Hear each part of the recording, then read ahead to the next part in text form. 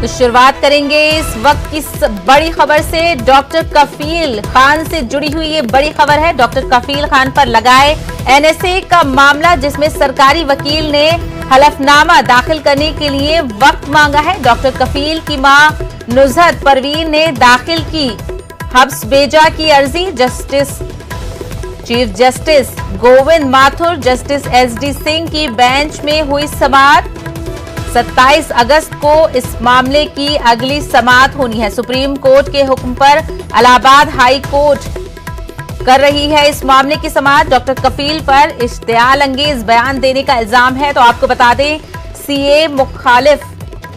CA को लेकर जो एहतजाज हो रहे थे, उस दौरान डॉक्टर कफील खान के बयान को लेकर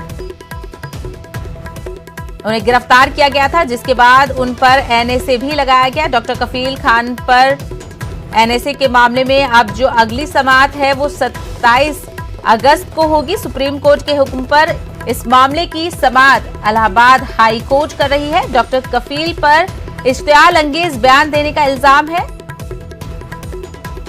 आपको बता दें, डॉक्टर कफील खान पर सीए एनआरसी पर इश्तियाल अंगेज बयान देने का इल्जाम लगाया गया था।